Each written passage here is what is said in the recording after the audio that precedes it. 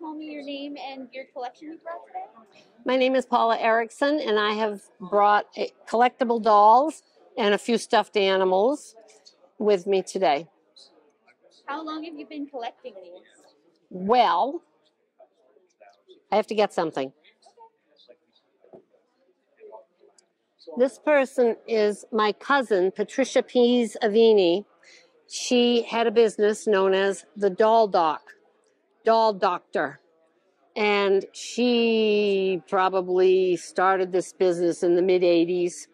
And I became interested in her dolls because she and I used to play with dolls. I brought to her the little gal over there with the hat because her head came off. I said, Patty, can you fix it? And she said, yes. So she fixed it.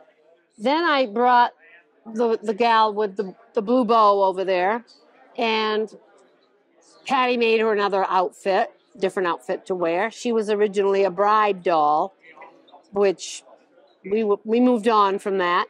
And then she sold them to me and at a discount so that I could maybe amass a collection that might be worth something someday. And did I have a granddaughter at that point? I had no granddaughters at that point. I had no daughters, but I figured maybe someday. Now I have 4 granddaughters. One of them was playing with the dolls over there, and I'm very tickled pink over that because that's why I started the collection. So that was like probably the 90s sometime that I started buying them. This one is maybe the oldest one I have. She is from 1909. She came from the attic in the house where I grew up. She was evidently one of the toys that my aunts used to play with. And so I fished her out of the attic, and Patty did some minor repairs on her because she had her bisque head was broken. So I think Patty fixed that somewhere along the line. And so this one is another special one. What was the first doll you personally had? Probably this one right here. This was the doll whose head came off, and Patty fixed her head and gave her the new outfit. So this is one of the dolls I got for Christmas in the 50s. And she was she got some rough treatment. But here she is. Do you still collect dolls? I'm at an age where I've got to start thinking about downsizing. And so I'm thinking about, what am I going to do with these? I don't know. I just don't know. Has your granddaughter shown an interest in any of them? Well, she just did. She was playing with the baby dolls over there. The same ones I used to play with when Patty and I were playing together. What we have here today, a collection of Howard Johnson truck models and Coca-Cola truck models. The Howard Johnson truck models were originally collected by my father, starting in the 1960s when he was a tour bus driver. And then the Coca-Cola trucks were collected pretty much by me to go along with my model trains. Other than the size, no. There's only, most of them are fairly good scale models. There's one old Buddy L toy that you would refer to as just a toy. It's as opposed to a scale model. It's an offshoot from the hobby of model trains. Once you get into model trains and you build a train layout, you want to have buildings and roads and vehicles to go with them. So that's what, if I end up seeing a truck in O scale that blends well with my model trains, then I tend to buy it. And as a result, I've ended up with a lot of O scale Coca-Cola trucks. The S scale ones were more or less from my father's collection too. He stuck with S-scale truck models. Well, what I brought today, I was in the Army from 1990 to 2017, 26-year career, and I have a lot of stuff, both that I used or was gifted or I procured throughout my time in the Army. So this kind of represents the 26 years that I was in when I was enlisted and an officer. So I've got things that I brought back from Afghanistan, Kyrgyzstan, Kazakhstan, some of the items that I used when I was a scout sniper. A couple of things a little bit more recent because I work for the Air Force. So I brought a couple of the model aircraft that I don't work on the aircraft, but I did a lot of the systems that go into them. Right. So the first one that I'll bring up, it's a sword. It's the 1840. I'm looking at the card. Yeah, they call it the 1840 sword, and it was carried by non-commissioned officers.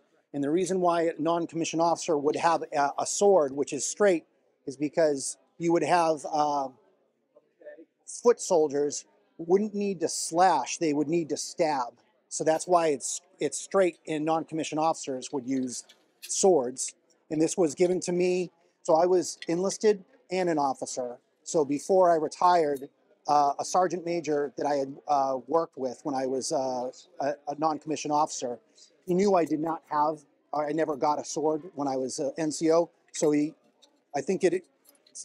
gave it to me as a major, and he had it etched and it has the years that I was enlisted, and so he gifted that to me. And then this was, as an officer, it was gifted to me by another officer, but I actually I got married in a saber like this, and I actually wore this in uniform. And so the military designation is an M1902 officer's dress saber. It's not sharp, but it is, as you can see, it's really, really detailed. And the reason why the difference between an officer's saber and an NCO's sword, a saber, which was the sidearm of an officer, was curved because they were on horseback. So slashing, correct. So they're using slashing action, and a curved blade allowed to make contact with the enemy, and then as they rode through, the curved action allowed the officer to pull it back after the attack. So this is a percussion cap rifled musket, and this is a breech loading Martini Henry. I brought these back from Afghanistan. So both of them were actually British service rifles that unfortunately, the British soldier either killed or it was these weapons were captured. It was very difficult to get them out of Afghanistan, but I really felt a sense of pride for doing that. In fact, I've actually done a lot of speeches with this rifle, just talking about kind of repatriating a fallen soldier's rifle. So this is a rifled musket made by Enfield. This one was made in 1859. It would have been in Afghanistan during the Second Anglo-Afghan War. This is also a very common rifle of the American Civil War. And then this Martini Henry, you can see that it did not look like that coming off the production line. No, definitely. So this was obviously captured by an Afghan who took a lot of pride in redoing the etching and then a lot of the inlaid bone work. And this is a breech loading rifle. It actually was made popular. You're familiar with Rudyard Kipling? I believe so. There's a book, a short story that he wrote, The Man Who Would Be King. Yes. This is the rifle that was basically, there were the protagonists in the story were selling these to the Afghans on the other side. So very kind of a famous story for along with the Martini Henry from Afghanistan. Tell me a little bit about the Nestico. So, the Matryoshka. Yes. So, I did a lot of exercises in the former Soviet republics, specifically Kyrgyzstan and Kazakhstan. They were Soviet republics, so there were Russian officers, military expatriates. Even the architecture in. So I got this in Bishkek, which is the capital of Kyrgyzstan. So there's a lot of Russian things.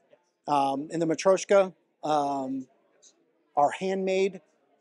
Sometimes you can find them like either machine made or handmade, but the woman that sold this to me in a bazaar told me this was handmade. She didn't hand make it, but again, a lot of the Russian influence in those countries that broke off from Russia back in the late 90s.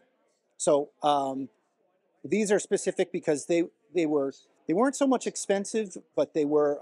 This one has 10 dolls inside. So as you descend down, it'll go down to about a tiny little baby. And I brought them back for my daughters, and they love them. I got three different versions.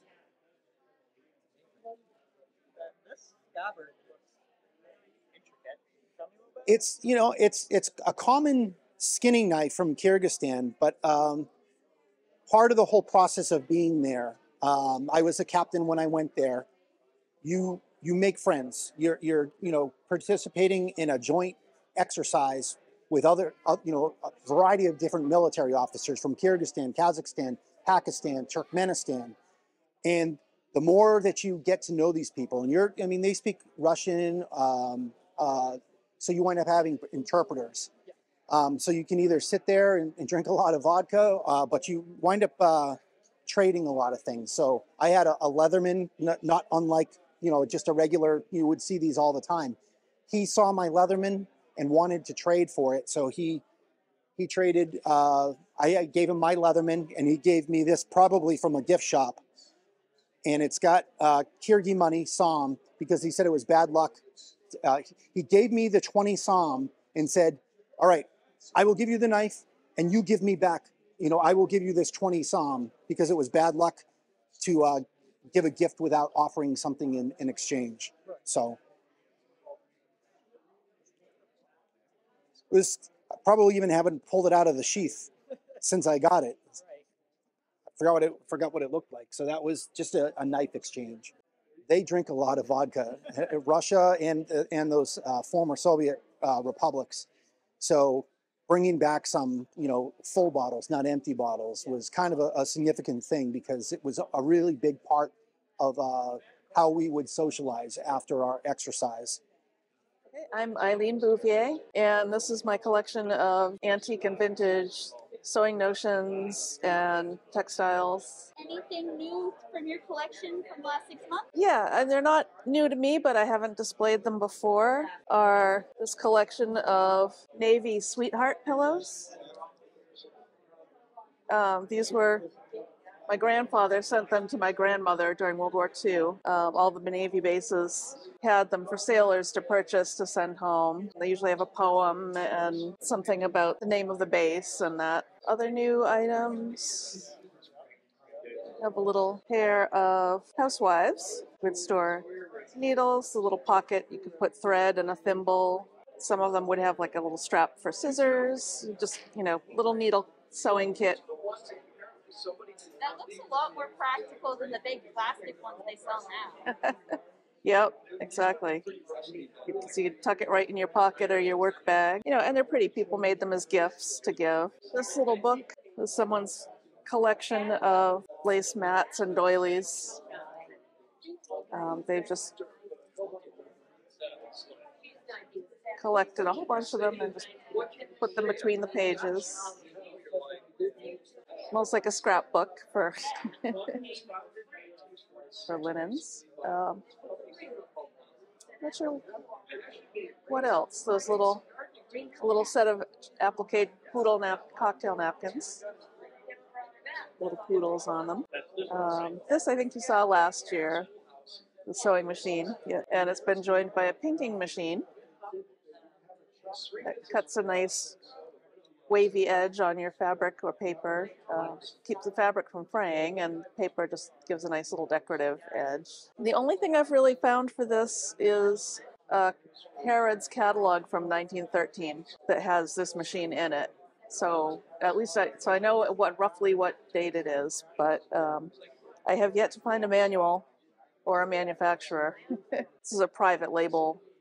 It was made by another manufacturer and badged for Harrods. Kind of the way Sears has Kenmore and their other private labels. You know, the Kenmore machines were made by Singer, and they were given Sears's private label. This might be a Singer. It might be Johnson Manufacturing. Don't really know. But it's a nice little machine and it works. And I'm really enjoying it. So I know these days, most people, when you say fascinator, they think of a cute little itsy-bitsy hat with feathers and bows and things. But this was also called a fascinator. And they were pretty popular in late 19th, early 20th century. The pattern for this one comes out of a 1940s needlework book. Got the picture here. So, and this magazine was aimed at teens. It's full of fairly simple knitting and crochet projects. I do a lot of costume design, so I'm always interested in historical patterns and processes and how things were made. And so I do sometimes use them for that. I haven't made so many things for myself. I am interested in doing more of that. So I've been doing some of the needlework. This is what I'm currently working on. So that's from 1921, up thereabouts. But the needlework patterns the older ones can be challenging because they're not written in the same way.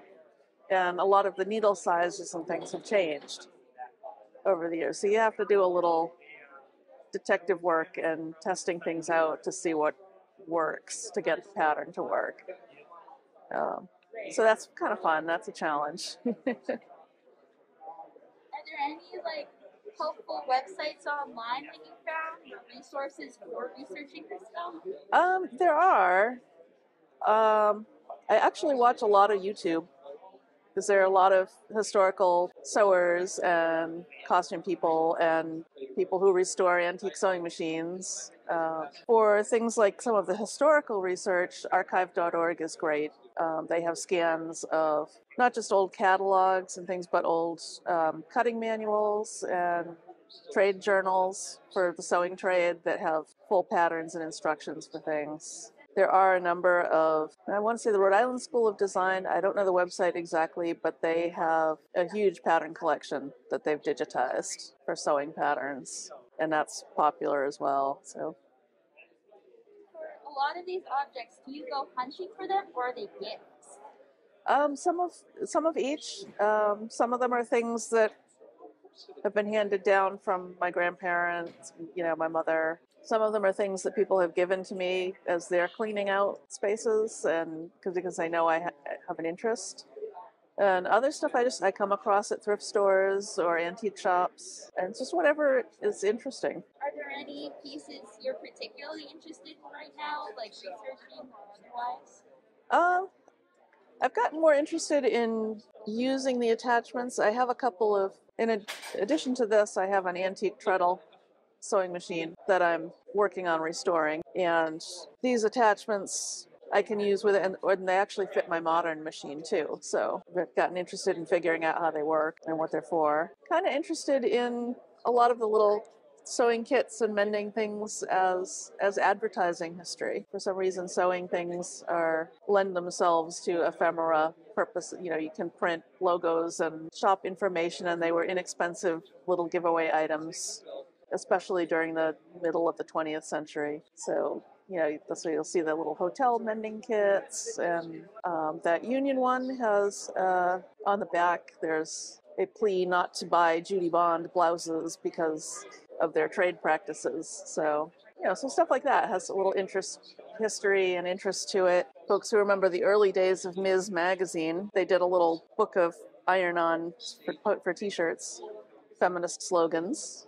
Is there anything else you would like to add? No, I can't really think of anything. It's just, one of the reasons I like doing this is because there's such a wide variety of things to look at and learn from, and it all informs what I do. So that's it. And it's a nice bit of nostalgia too. To look at things that your parents or your grandparents or your great grandparents used.